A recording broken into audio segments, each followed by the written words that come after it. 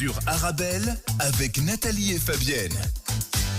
Nathalie, Fabienne et Alexandra, chers auditeurs. Eh oui. Et c'est son moment. Ça arrive tout de suite. On va parler streaming sur Arabelle. On va parler surtout Netflix, Amazon Prime et Disney+.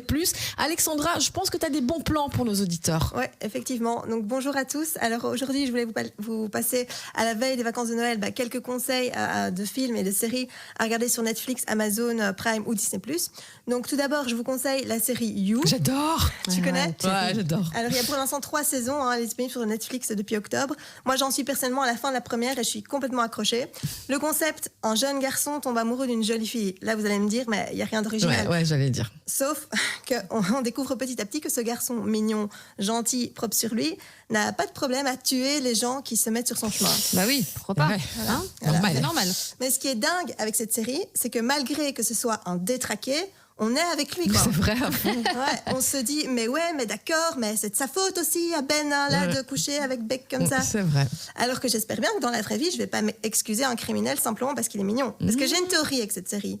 Si l'acteur était moche, ça fonctionnerait pas. C'est On lui clair. pardonne uniquement parce qu'il est beau gosse. Complètement. Imaginez la même chose avec un moche. Il suit la fille, il vole son téléphone, il lit ses messages perso, il tue son amant, sa meilleure amie, mais on le verrait comme un gros dégueu de harceleur psychopathe. Clairement. Et j'ai pris conscience des propres discriminations que je faisais vis-à-vis des moches.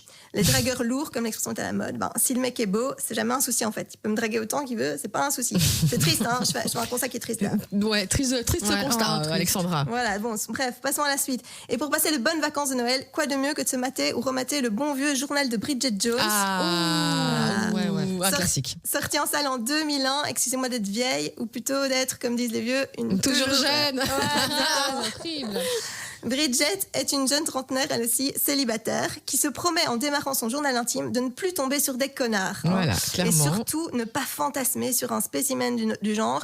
J'ai nommé le beau Daniel Cleaver, son patron. Entre parenthèses, joué par Hugh Grant, entre deuxième parenthèse, quand il était encore très, très cute. Pourquoi ça a changé? J'ai pas été voir là. Ah, il a un peu fondu. Hein, voilà.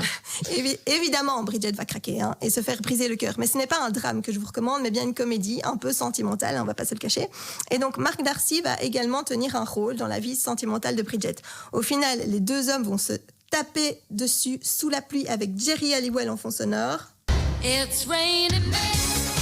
Hallelujah, it's raining men. Alors, qui, du dragueur salaud ou du romantique légèrement coinceuse, Bridget choisira-t-elle? Je vous laisse le découvrir ou le redécouvrir, si vous avez vu le film en 2001 et comme moi, êtes vieux et du coup avez une mémoire de poisson rouge ou jaune, je sais plus déjà. Oui, parce que Dory, elle est jaune en même temps. Ouais, c'est mémoire vrai, de Dory. c'est vrai. J'ai un peu bleu aussi. C'est vrai.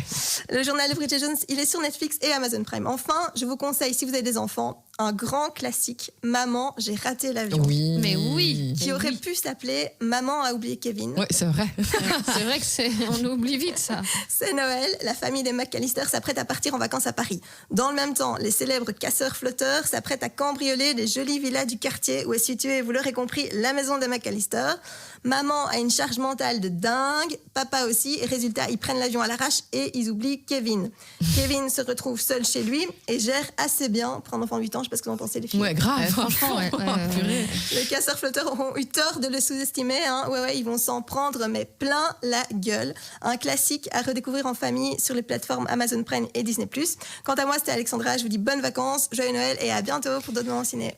À plus les gus.